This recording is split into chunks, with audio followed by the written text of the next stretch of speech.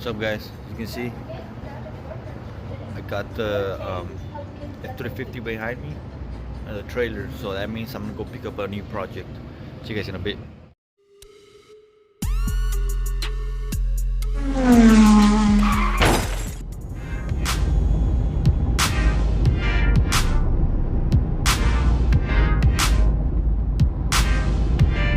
Okay, guys, as you can see, I'm at Wells Fargo. I just got my cashier's check, and I'm gonna drive 2.5 hours more. I just drove about a little bit more than an hour to get here because I got out of my house at 6:30.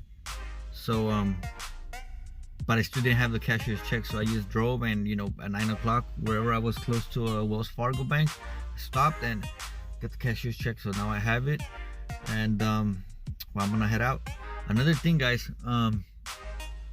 this purchase was possible because of the car plugs, sales, and leasing. I'll leave the link to their Instagram page on the video's description, so you can go ahead and follow them, check out the photos, check out the trucks they keep on selling all the time. They sell a lot of vehicles, a lot of salvage vehicles. If you need a vehicle, if you need a car, truck, whatever, you live here in California, need a broker, need somebody with a license to help you buy the car, hit him up. Underneath for my buddy Tony.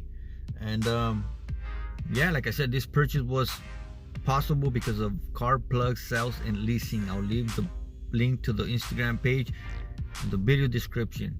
Now, this ain't the only car that I bought. I bought another car, but you won't be seeing that in this video. You'll be seeing the first car in this video, which I think is pretty cool.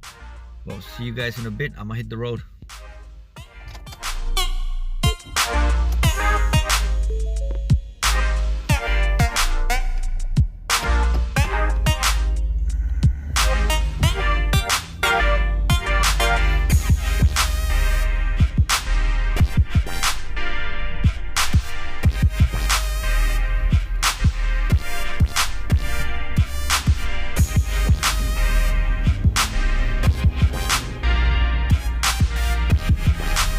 Flip a U-turn right here because I'm going the wrong way.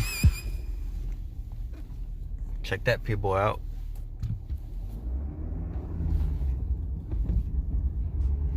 And this is Gilroy, California, guys. Gilroy. I do have the trailer with me.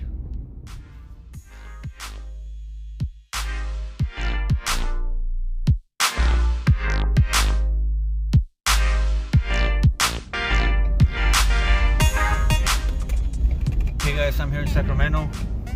I'm actually half a block away from Copart, from the yard that I'm gonna pick up the car at. There's actually 2 yards here in Sacramento.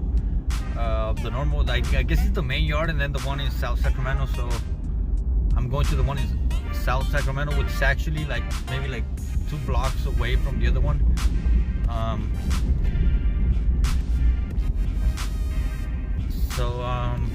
Yeah, I don't know if it's 2 blocks, but it's pretty close, like on the other side of the street. But yeah, I'm here. So here are, as you can see, I am here. I'm about to go inside, so I'm gonna put you guys down so I can park.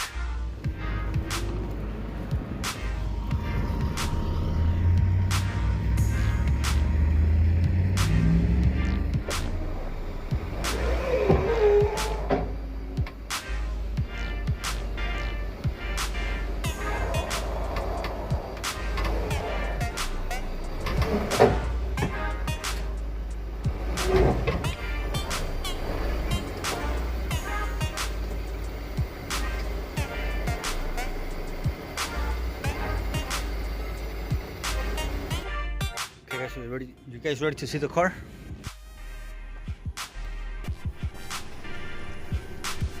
There it is. That's all I'm gonna show you guys right now, and then when I get home I'll show you guys the rest.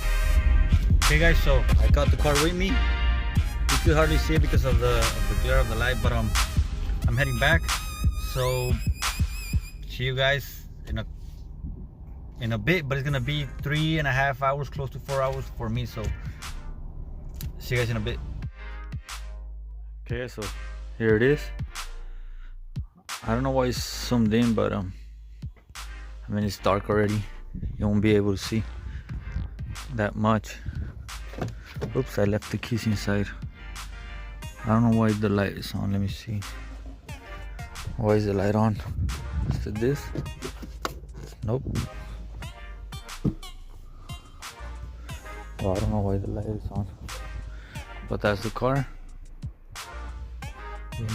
Get farther. That's the car, but like I said, I'll show it to you guys tomorrow. Okay guys, so here it is. It's a 2012 Jeep, and this is the main damage. This is where it took the hit. It did mess up the fender, buckled, so it got pushed in. The hood seems to be okay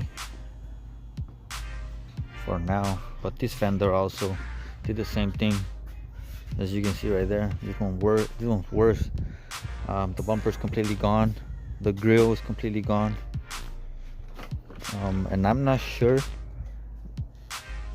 The frame rail seems to be okay, but as you can see right here, some broken plastics. This thing seems to be the reservoir for the, I think it's for the windshield washer or something like that, but I'm pretty sure the radiators got busted too. I'm not sure, but all the lower balance is gone, so I will need new bumper. You will need a new bumper, new lower balance, new fender, maybe a new headlamp. I'll see if I can fix it. This headlight seems to be okay. I will be needing that fender also, some fog lights, maybe that fog light, and the black housing that goes right here. The fender trim, that thing seems to be okay. Nothing else on the back. No damage on the side. As you can see, no damage on the sides. Back is okay too.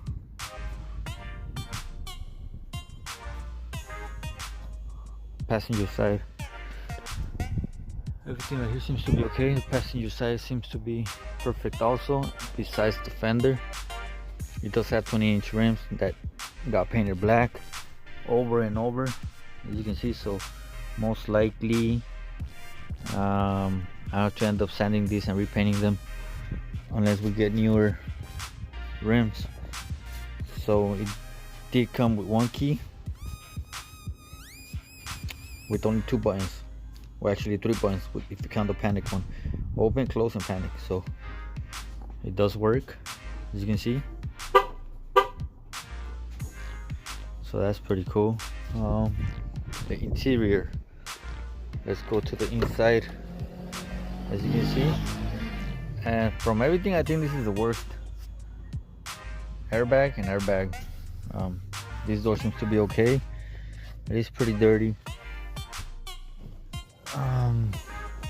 So I did cut this thing off because it was into the way when I was driving it down the trailer.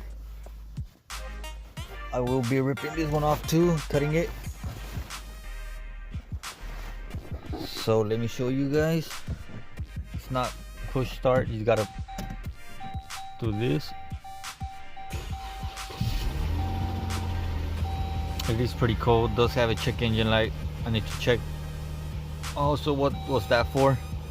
It needs to change. I need to do the oil change. I need to change the oil pretty soon too. It does have 75,975 miles. It does have 3/4 of a tank of gas, not like that one. That one was pretty empty, basically empty, so I had to put on some gas while it was in the trailer. So it does say it is a 4x4. I don't see nothing where you can control the 4x4 from. So if you guys know what's up with these Jeeps saying that they're 4x4, because it does have the badge on the back, but I don't see nowhere you control the 4x4. I don't know if it activates automatically, you know, once one of the tires or the wheels starts struggling, then the other ones kick in. I'm not sure. Let me know if you guys know anything about it. It is pretty dirty, like I said. It's getting dark and my battery is about to die, so most likely I will continue this video tomorrow morning. But so far seems to be okay. The car runs okay. Like I said, I drove it down the trailer, and that's pretty much it. So yeah, I'm pretty excited for this one too. Hopefully this one gets customized a little bit more than the red one. The red one is just gonna be parts and, you know, get it back together. This one also, but hopefully there's enough money to go a different route, you know, try to customize it a little bit more. One thing that is gonna be a problem, gonna be trying to getting this thing fixed, because this thing, as you can see, got ripped. Oh man, I don't know what.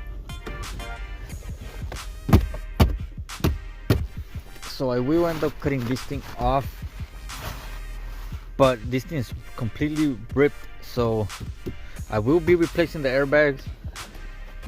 So maybe getting the module sent to some place to get it to reset it. But this is what's kind of bugging me. I don't know what I'm gonna do with this. Most likely I'll probably try to look for one of those mats, those leather mats that you could hardly notice that they're here. Not the carpet ones, because I don't like the carpet ones, but I mean, if there's no other option, maybe I'll do that as my last stop.